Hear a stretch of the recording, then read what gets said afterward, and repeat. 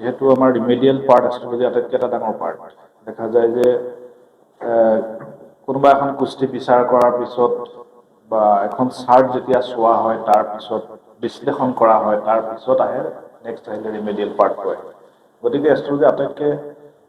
এটা দৰকাৰী পাৰ্ট হৈছে ৰিমেডিয়েল পাৰ্ট কিন্তু বৰ্তমান দেখা যায় যে ইউটিউব প্লেটফৰ্মে হওক বা বিভিন্ন প্লেটফৰ্মত কোনো চাৰ্ট নোচোৱাকৈ বা এটা জেনেৰেল কৰি পেলোৱা হয় যিকোনো বস্তুত আৰু সেইমতে বহুত প্ৰেডিকশ্যন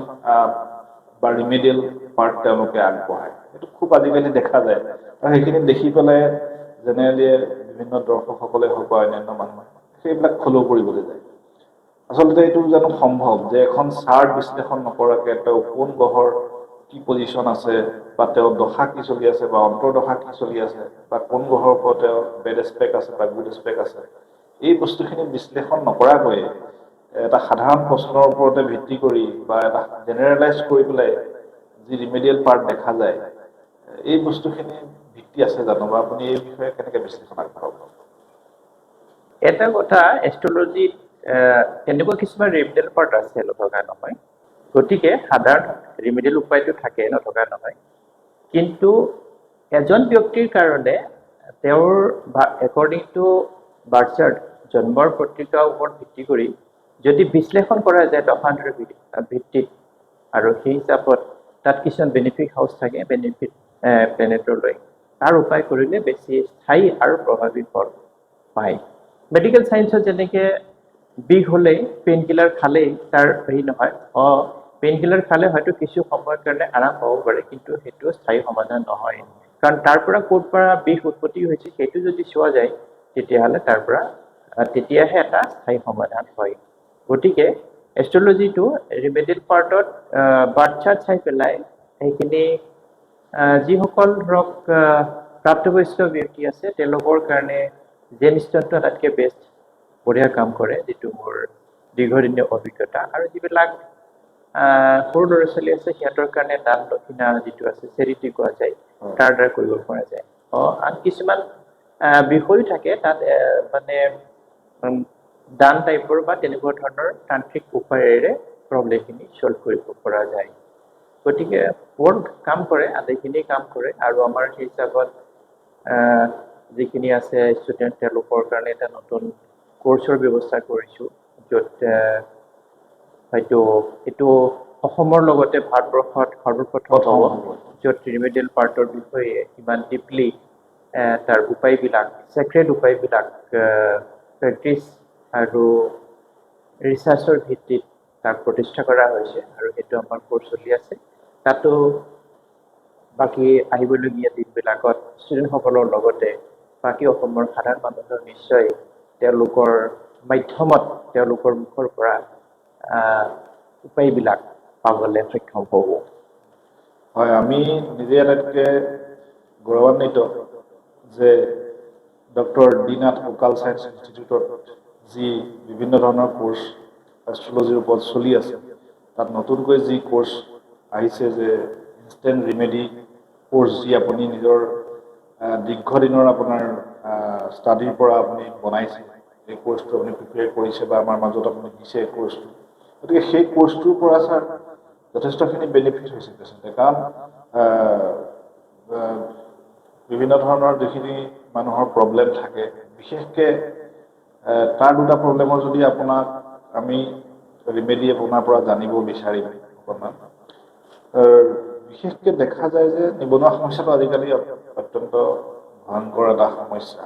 বা থাকিলেও কি হয় মানুহে ইনকাম কৰিলেও মানুহৰ এটা উপাৰ্জনে মানুহ আজি চলিবলৈ বহুত অসুবিধা হয় গতিকে ছাৰ আপোনাৰ পৰা আমি বিশেষকৈ দৰ্শকৰ সুবিধাৰ কাৰণে যিটো আপুনি কোৰ্চ ইতিমধ্যে ৰেডি কৰিলে বা সেই কোৰ্চ আপুনি ইতিমধ্যে আমাক দিছেও উপাৰ্জন বৃদ্ধিৰ কাৰণে ছাৰ আপুনি ইনষ্টেণ্ট ৰিমেডি কোৰ্চৰ পৰা যদি এটা ৰিমেডি আমালৈ আগবঢ়ায় নিশ্চয় আমাৰ ষ্টুডেণ্ট আৰু দৰ্শকসকল উপকৃত হ'ব উপাৰ্জন বৃদ্ধিৰ কাৰণে উপাৰ্জন তেতিয়া বৃদ্ধি হ'ব প্ৰথম কথা যদি সংস্থাপন হয় নহয় জানো কিবা এটা কাম কৰিব লাগিব তেহে উপাৰ্জন হ'ব নহ'লে উপাৰ্জন ইনকাম ক'ৰ পৰা আহিব আৰু ইউটিউবত যিখিনি বস্তু দেখা গৈছে সেইখিনি কেৱল ধন উপাৰ্জন কৰিব পাৰে কাৰণে লাখ কোটি কৰোড়পতিৰ কাৰণে উপায় তেনেদৰেতো কোনো ধনী নহয় গতিকে প্ৰথম কথা হৈছে উপাৰ্জনৰ ক্ষেত্ৰখন তৈয়াৰ কৰে তাৰপিছত উপাৰ্জন যদি খেতি কৰিব হয় যদি পথাৰখনেই নাথাকে নিজে তেতিয়া ক'ত কৰিব হয় সেই খেতি হ'ব বুলি ক'লে হয়, হে হয়। RSI গোটাই দিলে কি হ'ব গতিকে প্ৰথম কথা হ'ল কি যিসকল নিবনুৱা আছে শিক্ষিতই হওক বা অশিক্ষিতই হওক কাৰণ সকলোৱে কৰ্মসংস্থাপন লাগে গতিকে তাৰ পৰা এটা সুন্দৰ ৰিমেডি মই দিব বিচাৰিছোঁ য'ত নেকি বহুতে ইয়াৰ পৰা ভাল ফল পাইছে সেইটো কি কৰিব যিসকলে ইউটিউবৰ ভিডিঅ' চাই আছে কৰ্ম বিচাৰি ফুৰিছে আৰু কৰ্ম পালেই উপাৰ্জন সম্ভৱ হ'ব তেওঁলোকে এটা কাম কৰিব শুক্ৰবাৰে এটা নতুন তলা ষ্টীলৰ তলা কিনি লৈ আহিব হয় সেইটো তলাটোত চাবি লাগি আছে নে নাই বা মানে সেইটো মানে ইম্পৰ্টেণ্ট কথা নহয় কিন্তু তলাটো কিনোতে যাতে চাবিটো তাত তলাটোৰ মানে লগাই পেলাই যাতে কোনো ট্ৰায়েল নকৰে যিজনে কিনিব তেখেতেও যাতে ঘূৰাই সোমোৱাই নাচায় তাতে আৰু যিজন দোকানীয়ে দিব তেওঁ যাতে নাচায় সেইভাগে কিনি লৈ নিয়াৰ পিছত আৰু তলাটো অলপ ডাঙৰ হ'লে ভাল অলপ ডাঙৰ তলা লাগে আনি পেলাই তেওঁ ৰাতি শোৱাৰ শিতানত ৰাখি থৈ দিব মানে শোৱাৰ মানে মূৰৰ ছাইডতে তাৰপিছত পিছদিনাখন তেখেতে যিজনে এইটো কাম কৰিব লাগিব তেওঁ ৰাতিপুৱা সোনকালে শুই উঠি গা পা ধুই চাহ তাহ খোৱাৰ আগতে সেই তলাটো নতুন তলাটো কোনোবা ধৰ্মীয় স্থান নামঘৰ হওক মন্দিৰ হওক মছজিদ হওক গুৰুদ্বাৰ হওক য'তেই নহওক তাত দি আহিব লাগে তাৰপিছত তেওঁ আহি চাহ তাহ খাব পাৰে আৰু সেইদিনা মাছ মাংস বা তেনেকুৱা বেড হেবিট পালন কৰিব নালাগে তেতিয়া সেই তলাটো যেতিয়া সেই ধৰ্মীয় স্থানত কোনোবা তাৰ প্ৰতিপক্ষই ব্যক্তিয়ে মানে তাত মানে পূজাৰী থাকিব পাৰে পুৰোহিত থাকিব পাৰে যেতিয়া তলাটোৰ ব্যৱহাৰ কৰিব তাত চাবি ভৰাই যেতিয়া তলাটো খুলিব তেতিয়াহ'লে এওঁৰ ভাগ্যৰ কুল খাব সেইটো মানে আনলক দ্য ডেষ্টিনি গতিকে এইটো এটা লাল কিতাপ ৰেমেডিজ আৰু এইটো এফেক্টিভ সেইটো কৰাৰ পিছত তেওঁলোকে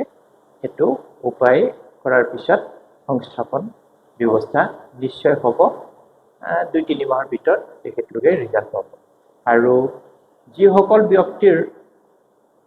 ব্যৱসায় ক্ষেত্ৰ আছে উপাৰ্জন নাই তেওঁলোকৰ কাৰণে এটা মই সাধাৰণ উপায় দিছোঁ তেওঁলোকে যেতিয়া দোকান বা ব্যৱসায় প্ৰতিষ্ঠানটো যেতিয়া খুলিব খোলোতে সকলোৱে নিশ্চয় ধূপ চাকি জ্বলাই সেই সময়ছোৱাটোত ধূপ চাকি জ্বলাওঁতে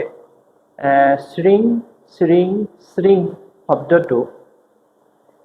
যদি পাৰে 11 বাৰ নহ'লে 21 বাৰ নহ'লে 108 বাৰ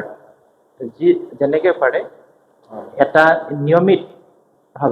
যেনেকে যদি 11 বাৰ কৰে তেতিয়াহ'লে প্ৰতিদিনে 11 বাৰ যদি 21 বাৰ কৰে তেতিয়াহ'লে প্ৰতিদিনে 21 বাৰ যদি 108 বাৰ কৰে সেই কণ্টিনিউৱেশ্যন ৰাখি পেলাই অহৰহ যদি তেখেতলোকে এই উপায়টো কৰিব লয় অন্ততঃ 45 ডেজ তাতকৈ বেছিও কৰিব পাৰে তেতিয়াহ'লে ব্যৱসায় উপাৰ্জন প্ৰাপ্তি হ'বলৈ ল'ব মন্ত্ৰটো মনত ৰাখিব শ্ৰিং শ্ৰিং মনত ৰাখিব এই শব্দটো হেৰি কৰিব এই শ্ৰিং শব্দটো হৈছে মা লক্ষ্মীৰ বীজ মন্ত্ৰ মানে মা লক্ষ্মী ইয়াৰ দ্বাৰা সন্তুষ্ট হ'ব মা লক্ষ্মী জাগ্ৰত হ'ব এইটো হৈছে বেদৰ মন্ত্ৰ ই এফেক্টিভ হয় গতিকে এই মন্ত্ৰটো যিসকল ব্যৱসায় আছে তেওঁলোকে পাঠ কণ্টিনিউ কৰিব পাৰে নিশ্চয় দৰ্শকসকল আপোনালোকে গম পাইছে যে যিটো আমাৰ ছাৰে যিটো মন্ত্ৰ বিশেষকৈ দিছে দোকান খোলাৰ সময়ত শ্ৰিং মন্ত্ৰটো 8 বাৰ 11 বাৰ বা 108 বাৰ 11 বাৰ 21 বাৰ 11 বাৰ 21 বাৰ 108 বাৰ যেনেকৈ যাৰ সুবিধা হয় আচলতে তেনেকৈ কৰিলে নিশ্চয় তেখেতসকলে নিজৰ ব্যৱসায়িক ক্ষেত্ৰখনত হওক বা কৰ্মক্ষেত্ৰখনত উন্নতিৰ মুখ দেখা পাব ধন্যবাদ ছাৰ